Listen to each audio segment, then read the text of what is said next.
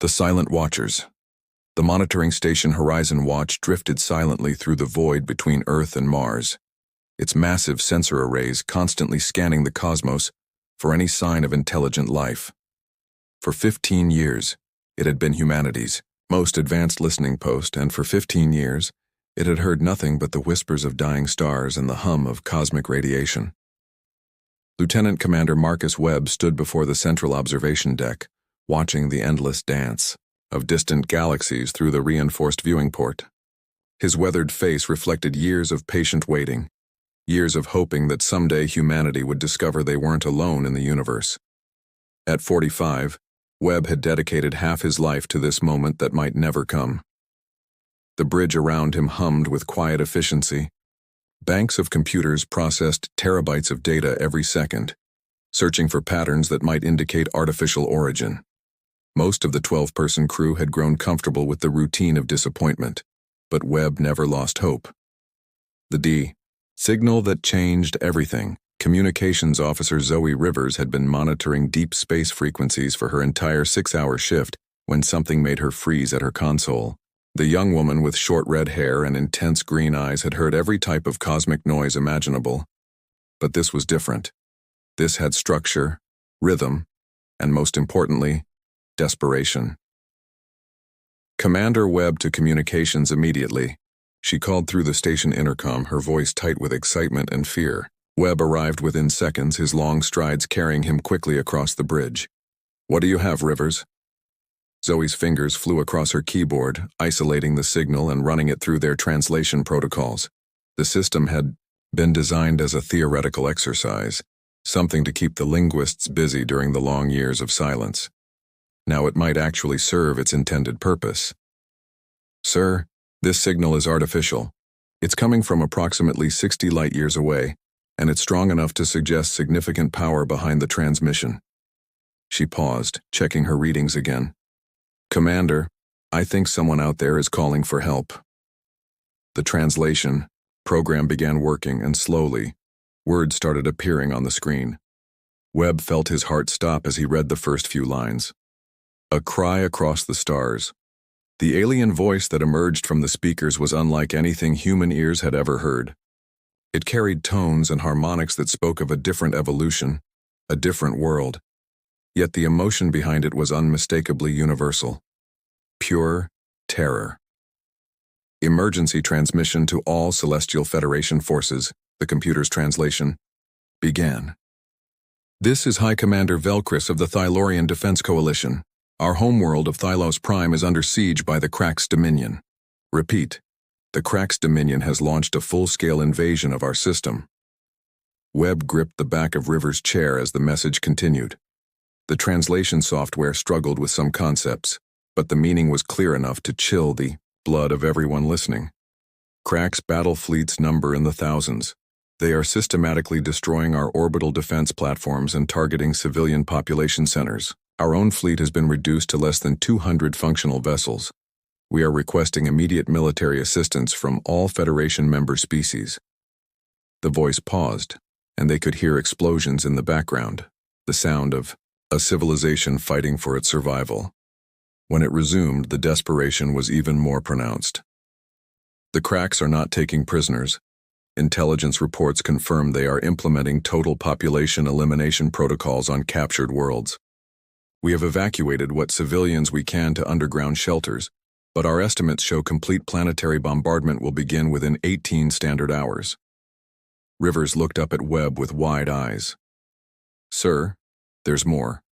The signal has been repeating for the last 4 hours, and I've been monitoring the Celestial Federation frequencies they mentioned. There's been no response at all." The weight of decision. Webb stared at the translation scrolling across the screen, his mind racing through the implications.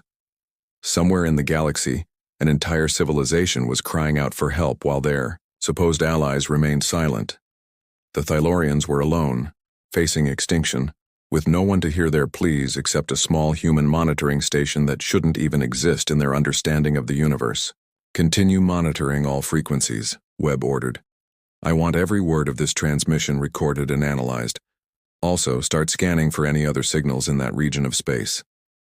He walked to his command console and opened a direct channel to Terra Command on Earth. The message would take 26 minutes to reach home, but every second counted now. Terra Command, this is Lieutenant Commander Webb aboard Horizon Watch. We have intercepted what appears to be an alien distress signal. First contact protocol is now in effect.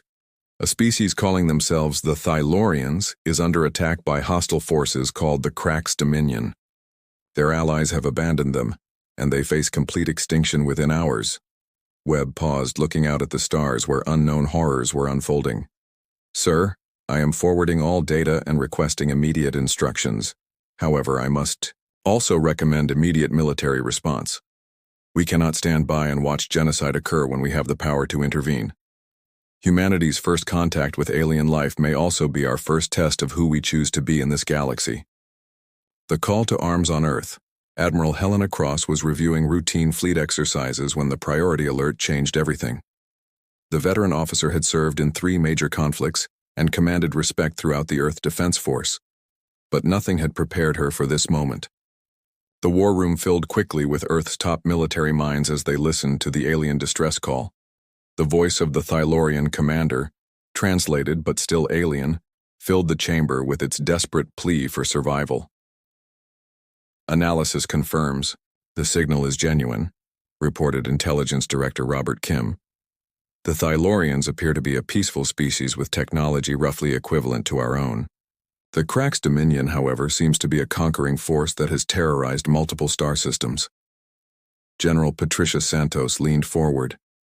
What about these Celestial Federation allies who aren't responding? Unknown, but their silence speaks volumes, Cross replied grimly. Either they can't help or they won't. Either way, the Thylaurians are on their own. The room fell silent as everyone contemplated humanity's first contact scenario. They had always wondered what they would do if they found other intelligent life. Now they knew there were civilizations out there, and some of them, desperately, needed help. Cross stood and activated the fleet-wide communication system. All commands, this is Admiral Cross. We are implementing Protocol Omega, full fleet mobilization for external threat response. This is humanity's first contact with alien life, and our first chance to show the galaxy what kind of species we are. She looked around the room at faces filled with determination and purpose. The Thylaurians called for help, and they're going to get it. Even if they don't know who we are yet, they're about to learn that when Earth hears a cry for help, we answer. Across the solar system, humanity's military forces began the largest mobilization in their history, racing against time to save a species they had never met from enemies they had never seen. The age of human isolation was ending, and their debut on the galactic stage would be written in fire and steel. The fleet arrives. The human fleet dropped out of hyperspace at the edge of the Thylos system like a pack of predators emerging from the darkness. Admiral Victoria Kane stood on the bridge of the flagship Thunderstrike, her steel-gray eyes taking in the tactical display with cold fury. What she saw made her jaw clench with barely controlled rage. The Crax Dominion had turned the once beautiful Thylos system into a graveyard. Debris from destroyed orbital stations drifted through space like metallic snow, and the planet itself showed the angry red scars of bombardment. Massive Crax vessels, black and angular like floating fortresses, surrounded Thylos Prime in a formation designed for systematic destruction. Fleet status report, Kane commanded, her voice cutting through the bridge's tense atmosphere. All ships reporting ready, Admiral, replied Commander Nathan Steele from the tactical station.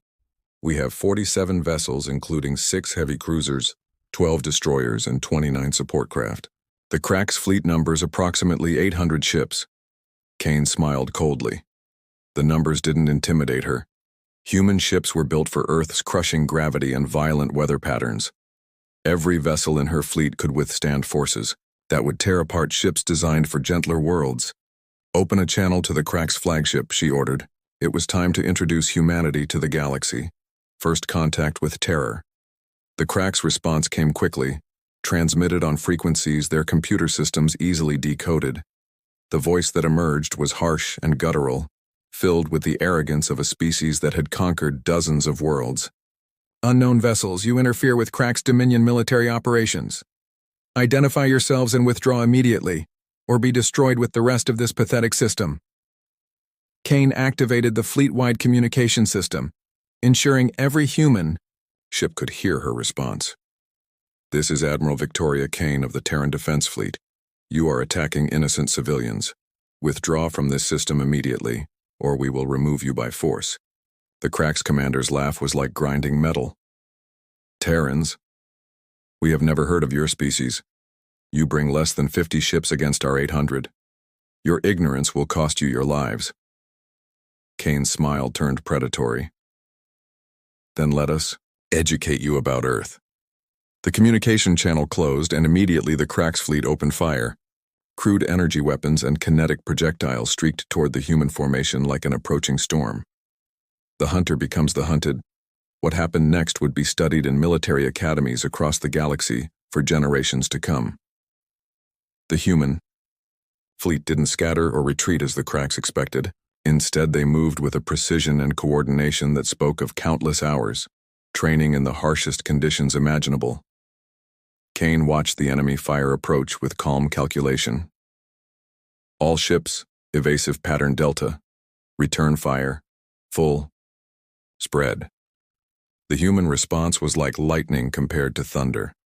Their weapon systems, designed to function in the electromagnetic chaos of Earth's storms, were leagues ahead of anything the Cracks had encountered. Missiles with quantum guidance systems struck their targets with devastating accuracy, while directed energy weapons punched through Crack's armor like paper. Commander Steele watched his tactical display with growing amazement. Admiral, we've destroyed 67 enemy vessels in the first exchange. Their return fire barely scratched our shields. Kane nodded grimly. The Cracks had built their ships for intimidation rather than actual combat effectiveness. Against species that fought with honor and restraint, their crude approach had been sufficient. Against humans who fought to win, they were woefully outmatched. Terror from the sky on. The surface of Thylos Prime, Dr. Thylos Ven crouched in an underground shelter with 200 other survivors, listening to the sounds of battle through their emergency communication system. The elderly Thylorian scientist had watched his civilization's fleet be systematically destroyed over the past 3 days, and he had resigned himself to death. Then something changed. The Crack's bombardment patterns shifted, and through their surface monitors they could see impossible things happening in the sky above. "Who are they?"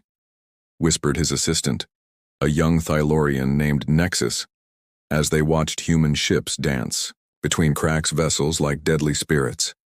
"I don't know," Ven replied, his large silver eyes reflecting the explosions lighting up the orbital battle. "But they're fighting the Cracks like nothing I've ever seen." In space, the battle had turned into a complete rout. The Cracks, accustomed to facing enemies who followed galactic conventions of warfare, had no answer for human tactics developed through millennia of conflict on the deadliest planet in the galaxy.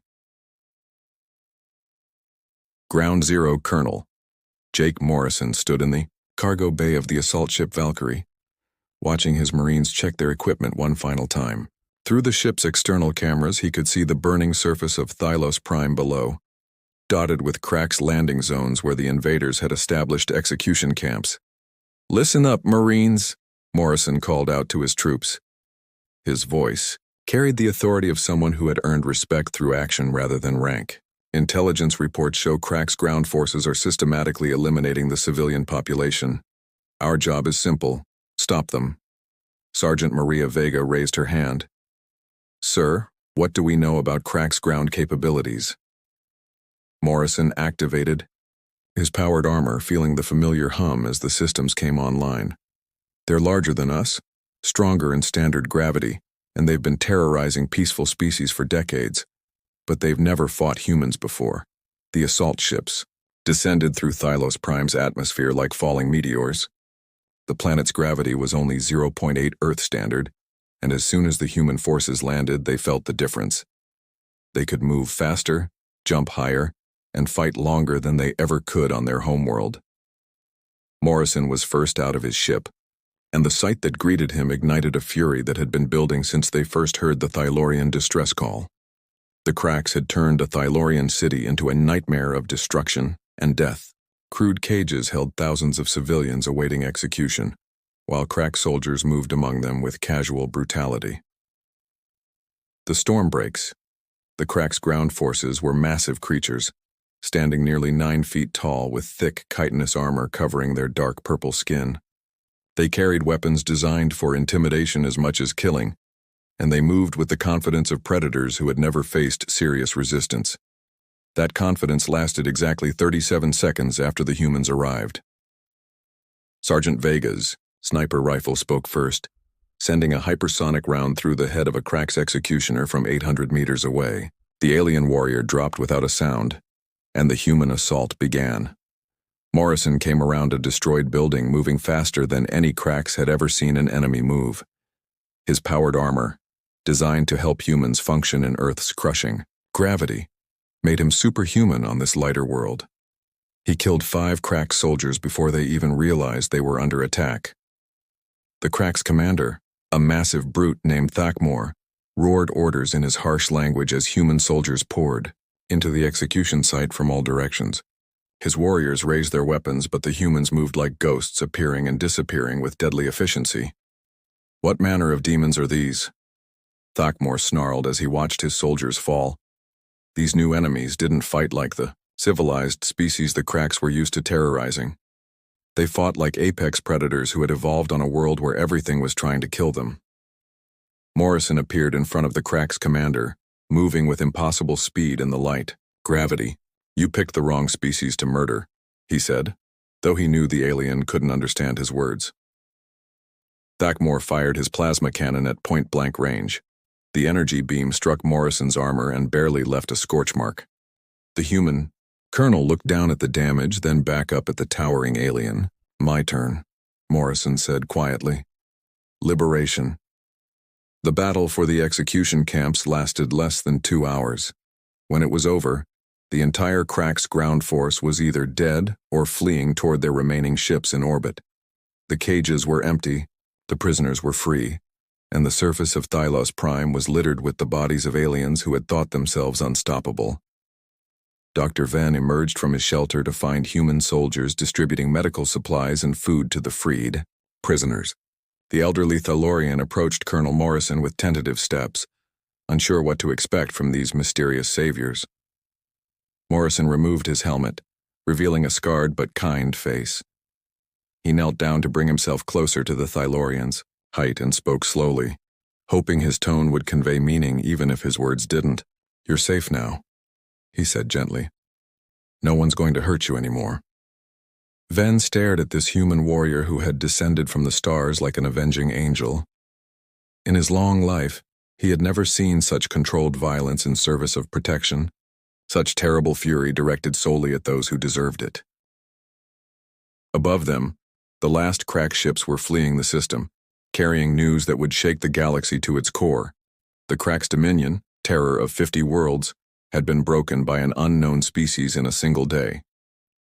As Admiral Kane watched the enemy retreat on her tactical display, she opened a channel to the Thalorian survivors on the planet below. "This is Admiral Victoria Kane of the Terran Defense Fleet," she said, knowing the translation systems would carry her words to the people.